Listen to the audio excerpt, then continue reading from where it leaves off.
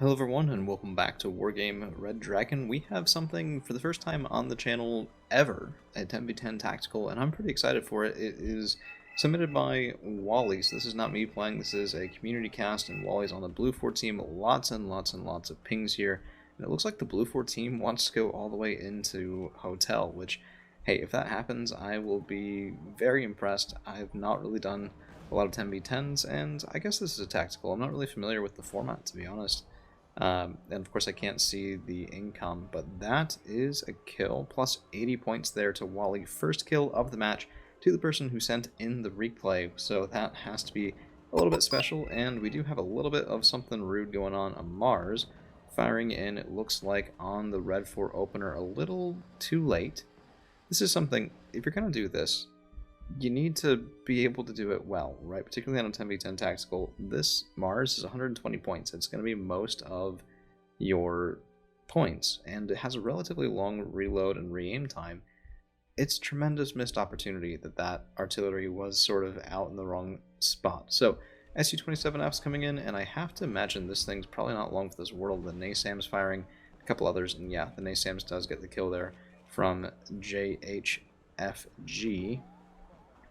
Yeah, this is crazy. This is why I don't do 10v10s. There's just so much going on already, and sometimes you might just get wrecked and there's not much you can do. So T80 UK here, T72 BU, big Red 4 presence in golf. This is what I was saying earlier. I'd be really surprised if the Blue 4 team can get into Hotel at all at the beginning, particularly just because there's so much going on, so many units, and so many players, which means that the individual micro is going to be usually pretty good. Okay, so people are quitting. Yeah, okay, this is probably tactical. When people lose all their stuff, they tend to quit, which, yeah, it makes sense, right? You don't have anything left to fight with. What are you going to do? Sit there for about 40, 35, 35? I've never seen a 35-minute timer before in my life, either. Huh. Well, it looks like JHFG got a lot of points and kills with his anti-air, and that did cause some people to quit. Buratino coming in, and that is brutal, brutal, brutal stuff. Anytime you're playing blue in a 10v10 tactical on a small map, expect a Buratino. People are going to do it. It's going to get lots and lots of kills, be really, really annoying, and holy shit. Okay. AML 60s. These guys are really cool. So, I have a buddy of mine who plays French National, and for those of you who are on the bootcamp server, you'll be familiar with a friend of Maurice, not the same guy as the buddy of mine who actually was the one who bought me the game in the first place a long time ago. Big mistake on his part, and probably my part for accepting, but here we are, this much time later. AML 60, 20 points, individually not very strong. 2HE, 22 RPM though, is very high, and look at this cloud of mortars just going in one shot after another. A little bit of friendly fire there in the Deccan's group, but gotta watch out for that on something where micro is the name of the game. But at least that's going, it looks like, a little bit better than in golf. 27M and a 25BM, and this is the combo that needed to be up there for the Red 4 team earlier. So Wally's units running into the fire here. Come on, no, don't do this. Stay out of the fire. The Bedouins are probably going to die. Units will, on their own, stay out of fire. They'll move away from it, unless you give them an order to go in regardless. The T-72BU nearly dead. Oh, come on. One more TOW-2 missile on the wrong target. Is that the UK? Oh, is it the command tank? That looks like it's, yeah, swinging a miss. Pretty unfortunate. Okay, well, the Bedouins aren't actually dead, but they're pretty much near dead. The Rovites are also not doing very well. And what else is there for Wally? So we have a 2A. We have None, Bardelas. There's not going to be a lot of reinforcements coming in, because remember, in a tactical, all the points you're getting from destruction, from the zone caps, Charlie, Foxtrot, things like that, are split between 10 different people at the start. So when more people surrender, you will get more of an income stream. And minimap, always watch your minimap. KH-29TB, this is probably the helicopter that a command infantry rode in on. And there goes the Mars, almost, now half dead. Reloading the rocket pods, looks like some close-up work, Martyr 182s from Tharsis, and a Thunderbolt. Interesting choice, but I guess the Avenger autocannons did pretty well. Yeah, fair enough. Fair enough. And I like the Martyr 182 calls. This is going to be some much-needed punch on the front line. My worry for blue right now is how they're going to deal with the tanks. So we saw Red 4 had a T-80 UK command tank, which is still probably in the zone. They also had a T-72BU, which was retreated out, most likely means it's being healed up and will be back into the fight. And you only have so many anti-tank tools in this. So M2A2 Bradley moving over, and a couple of nice kills. Yeah, there's at least one UK. It might be a different one, because this zone is still capped, which is pretty impressive. Yeah. Okay, so in terms of actual points on the board, 780 to 770, very, very close game here. 10 points between the two of them. And I almost gotta say, you know, Wally, big fan of some of the replays that you've been sending in, and always happy to see in the comments, but I'm kind of wondering what you were hoping to achieve with this. And yeah, it looks like 100 points worth of kills, but some of that was right off the bat, and that's now gone. The Shinov 2, which is pretty unfortunate. But the Merkava 2A is a bit of an odd choice for tactical, and I'll express exactly why. This is a 90-point tank, right?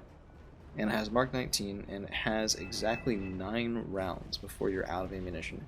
The Merkava 2B is 10 points cheaper at 80 points, and has a full amount of ammunition, something like 25-ish rounds, top of my head, 20s, I think, maybe 28, instead of 9. And all you lose for it is the Mark 19, but you pick up 10 more points. So in a situation like this, where you are using the Merkava 2A, not in the woods where it needs the Mark 19 and the M2 Browning, over here, where it's going to be, you know, moving in, stunning infantry, killing infantry, things like that. Yeah, that 9-round capacity is going to be really inconvenient in tank fights, or even killing chaff, because you use a couple of them, you're not going to land every hit. You can kill maybe 5 or so, 6 if you're lucky, vehicles, and that's only if it's one shot, one kill. But keep in mind, 15 AP power on a kinetic, that's not a one-shot kill on 2 frontal armor or higher. I'm decently confident. Oh, this is bad. This is bad too. Yeah, I don't know. If it were me, I would have run a Merkava 2A for this if I wanted that role. And to be quite frank, given your team's composition here, there's an M1A2, there's a Verkenning. I get the reason. Oh, jeez, that Verkenning's gone. Never mind, there's no Verkenning. I get the reason that you want some infantry in here with the Rovite, with the Bardellas. If not for your infantry, this would be pretty sparse. But with that said, I'm just not sure that the Merkava 2A is the right choice for the job. So, in terms of board position, look at this, they're tied. 1005, 1005. Goodness gracious, that's goofy. Okay. Well, in terms of board position, it does go to blue. Golf is counter-capped, Bravo is capped.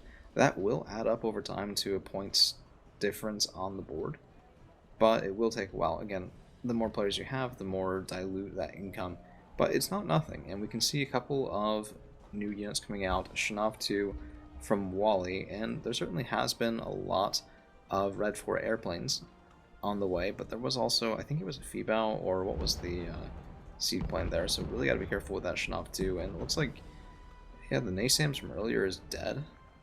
Yeah, okay, it's a good buy. It's a good buy. You need some sort of long-range anti-air for any game. 1v1, 2v2, 10v10, don't care what it is. Long-range anti-air is great, and this is a bit of a mistake from JHFG, which is interesting to see, because he's currently the points leader on the Blue 4 team with this Falskrim Jägeri, getting a little bit greedy, trying to move up, but there's an MI2 that will spot, and this is not going to be free. So we saw the T80 UK up in the high ground earlier, it did not die. So you can actually get shot in from the high ground between these two sections of woods. I'm pretty sure it depends on where they are. Right back here has a good line of sight. If people are looking to do that sort of angle, they'll figure it out. So this is not safe ground.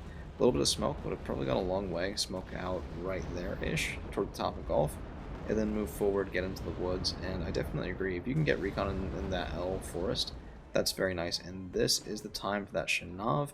It is turned on. There we go. 27M taking fire. One shot, one miss. Second shot. Ah, man, that hurts. That really... Ooh. Beautiful. Beautiful, beautiful, beautiful. Looks like a little bit of chip damage from other units and other players. And then a very nice kill there on the Shinov 2. Pretty much immediately resupplied as well. So the Oshkosh there from Wally. And, you know, I take it back. Well, not entirely. The Merkava 2A still isn't doing all that much. But that Shinov 2 was beautiful stuff. 200 points. Very nearly makes Wally into the points leader on the team, and got some separation, because Red 4 has been getting a couple of nice kills on this side. The Verkenning did go down and other things like that, and getting another plane down is potentially even another player off the board. Man, that's a lot of privates. I'm just seeing privates everywhere I look. Okay, that, yeah. Well, I did say I was in a good mood today. It's going to bring out some bad jokes. Spetsnaz versus Deckensgruppe, this is a sign to get back. Because the perfect counter to this is already on the board. It's the AML 60s. Spetsnaz are amazing infantry killers. Ooh, nice. Very nice. Spetsnaz are amazing infantry killers, and as powerful as Deckensgruppe can be, and I say can be because it's not always, it's enough of them stacked up in the forest with high enough veterancy. Ooh, nice infiltration. Is that? Jeez, the highest scoring player on the Red 4 team just quit. Anyway, what I was saying, Deckensgruppe are very good, Spetsnaz are better. And yeah, they're more specialized, but look at how quickly they took care of those false Grimagri. And the AML-60s just, if you don't kill them with indirect fire, you're going to have a really hard time stopping them, because there's not a lot of armor in this section, and a little bit of armor goes a long way. Spetsnaz can't really deal with anything with 2 or more frontal armor. It's just not going to happen, but it looks like the AMLs are a bit behind. Keep in mind, Spetsnaz are very fast. Any sort of elite infantry, and we can take a look at it, we could with the Tukjun Saw, but they're gone as well, so Spetsnaz is really doing great work. That was beautiful, beautiful, beautiful. Look at that. See? I said, the answer's already on the board. There we go. So, back to Wally's perspective, Bedouins, very careful play here, very nice. Instead of trying to shoot the gap, they're just taking a bit more forward of a position. You can't actually scooch all the way down to right about there. You can see dense hedged farmland. And even up here, yeah, that's dense hedged farmland are already, easy for me to say, all the way up there. And those Bedouins can just go a little further, and you increase your counter spotting range along this L section of forest against enemy recon infantry or against vehicles. So I think if you get all the way to the end with something like Bedouins, you should be able to see vehicles in the L forest, which is very useful. We already saw T80 UK come in there to try and cap. That may not be an isolated incident, we'll have to see. Ooh, man, Martyr 182. Yeah, Martyr 2 versus BTRT is a lot better off than Martyr 182, which is armor, things like that. But at least you can't argue with the Milan F1 when it decides to hit, which there it did. Very nice, very good sort of work from that vehicle. Yeah, this is great. T80 UK, it's going to be spotted unless they're smoking it pretty much constantly, and that's because of the Bedouins allowing the M1A2 to come up here and get that kill. Very nice teamwork, very nice coordination, and I almost wish there were more recon infantry because you can never have enough. Again, it's one of those things, I don't care about the game mode. Just like with anti-air, you need anti-air, you need recon. Every single game, every single day, twice on Sundays. So, SU-25 from Red, and I'm not sure what that's going to be setting off to accomplish. It might have been an impulse buy in response to the M1A2. But that M1A2 is very safe right now. It's not really going to be in too much trouble. Bravo has been cleared, and even though it's at nearly, keep in mind, we were tied 1005 to 1005. Now it's 2500 to 1505. This is the sort of stuff where you're looking at getting people just quitting in waves. Really curious. I don't know what Tharsis was doing that got so many points. I think is he the M1A2? No. Okay. What are his units? Let's look for Tharsis. That's the Dornier, that's Tharsis. And other than that, not a lot. I think he might have been, no, that's Monog. Okay, let's play find the teammate. I don't see a lot of his stuff in here. Could be that it was already used and is now gone and it needs to be recycled. So let's take a look at Tharsis. Is there any blue? Not a lot of blue. Yeah, okay. So he had infantry, I think, and did very well. But it has been mostly chewed through. It's frontline stuff in 10v10, what do you expect, right? But we have more reinforcements coming in, and yeah, this is nice. More Bardelas.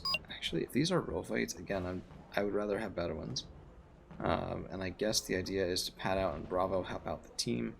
I think in this case, you could make an argument that since Wally, you already have all your stuff over here, and you have the Merkaba 2A, there's an M1A2, this is what really should be getting a lot of the focus. So if you can get into the town here, if you can get into the L Forest, because if Red 4 has got Bravo now, you guys need to clear out the, what was that in the zone? Yeah, it is. You need to find and kill, yeah, the Kaminoa Alta Linea right there. Very nice. KCT will make very short work of that command infantry, and this take needs to happen. This zone needs to be blue in order to match the income, because Golf, oh, this is the opposite of what we had earlier. Golf being capped can help you retake Bravo in a number of ways. For one, you put pressure on Hotel. Now Red is diverting its reinforcements into Hotel to either one, stage to retake Golf, or two, make sure that they don't lose that zone, because losing the high ground, granted, it's worse in Conquest than Destruction, because this is a +2 in Conquest and these are +1s, but here it's more of a, this zone threatens reinforcements for Alpha, and therefore also Bravo. Oh, get the birds in there, come on. No, not gonna be in time. Kind of wish there was an ATGM plane being managed by one of Blue 4 teammates. I don't think that's really going to be in the cards this late in the game. We'll see. We will see. Red 4's definitely doing it, and I mean, Blue 4's currently winning, so do with that what you will. But this is the push that everyone didn't even know that they wanted, but definitely deserved. So into Hotel, and it looks like the Blue 4 predictions are coming true. I don't know really how that came to be, but fair enough. BMD 2K, unprotected. Oh, come on, get the AT4 online. This is good, it's good, it's good.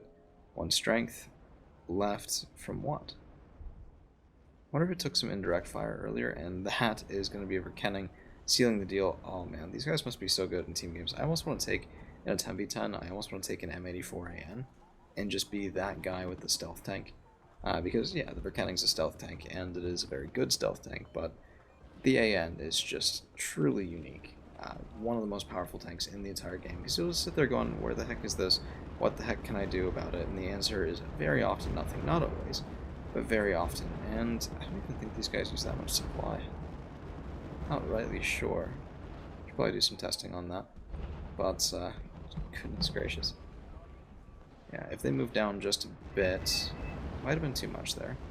Well, they might get the Spetsnaz kill, but I didn't see... Well, we won't see.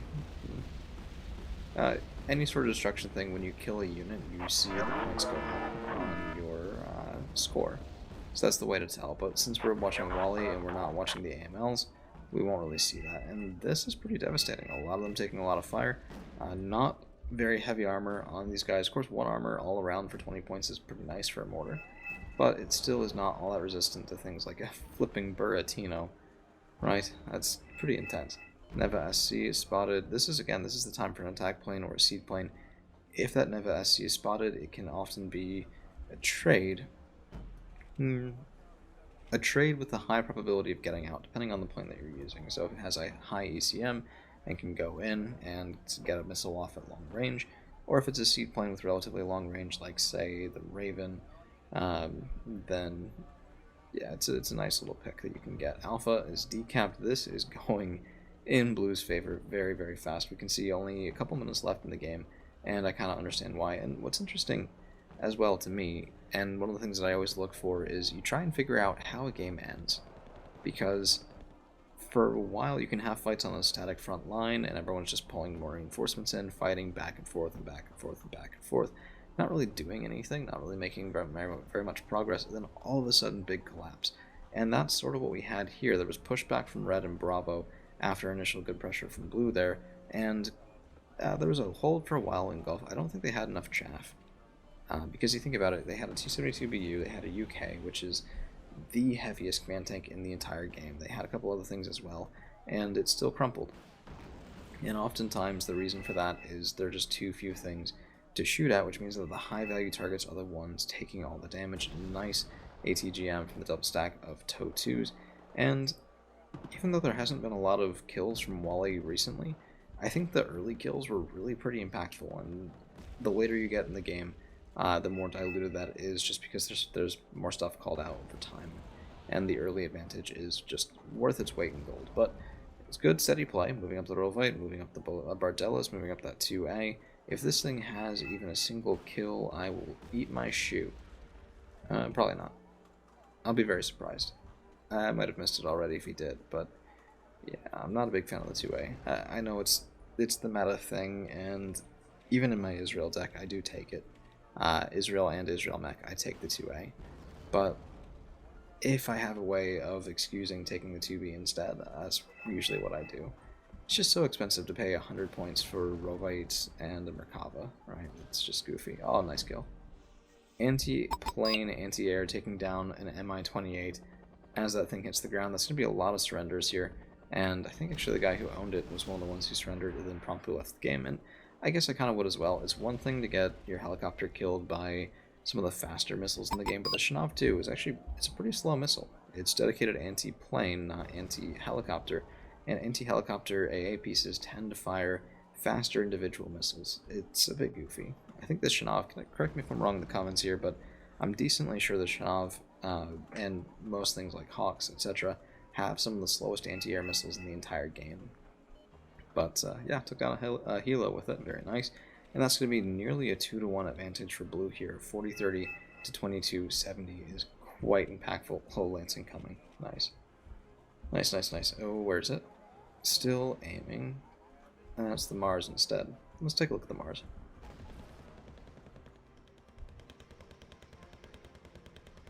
Yeah, fair enough. There goes the Ondava. That's a pretty mean shot. It does kind of make you wonder why people don't do that earlier on. I mean, let's think about it here. Oh, jeez, SU-25. Oh, opportunity. Opportunity. Yeah, another kill for Wally. Very nice. Very, very nice. It does kind of make you wonder, as I was saying, though, why people don't just take that cluster and go for the spawn pretty early on. I mean, if you're looking at this right now, there's a Zelda here, there's 2 command jeeps, there's a Mars, there's a Lance, there's mortars. You could probably pick a spot in here, hit it with cluster, and get at least 1 kill, and some of that's going to be... Imagine if you just randomly clustered right here, right? Just draw a strat out of the hat and do that. That's 300 some points in kills, which it's not very sporting, but then again, sometimes Red Dragon can be a not very sporting game, and I will fully acknowledge that. It's part of its charm, right? People want to win, and yeah, so it can be a little rude sometimes, but everyone plays the game differently as well, and everyone considers different things rude. You won't really find matching standards for that. So this is a little useless right now in terms of kills, because when you get the last CV on the board, it kills everything and then throws in random kill feeds. But let's just take a look right now at how these units did. Okay, fair enough. I'm eating my shoe. That's 08 10s, 1, 2, 3, 4 of them, 40 points right there. VDB 90, another 25. That's going to be 65 points off the Merkaba 2A, but I will point out, did not pay for itself. 2B would have done the exact same job for 10 points cheaper, gotten a little closer to paying for itself, and wouldn't have needed a resupply in order to do it. So that's how I feel about that. First Shanov, SU-24, pretty good pick right there, does pay for itself. Unfortunately, this one was lost, I think, to artillery from the Red Force side, and that second Shanov too, this was the breadwinner. SU-27M, SU-25, Mi-28, and 2 recon helos to boot. So that really was where most of the points came in for Wally in this game. And hey man, thank you for sending in the community cast. I hope you enjoyed the replay, even with a little bit of criticism toward the 2A. I love the unit. Everyone who plays Israel usually loves the unit. I just think that, particularly in tacticals, there might be better options. So that's what we've got for you guys today. Thank you all for hanging around. If you like this sort of thing, please don't hesitate to leave a like, share, subscribe, and all that YouTuber nonsense, and we'll see you guys again real soon.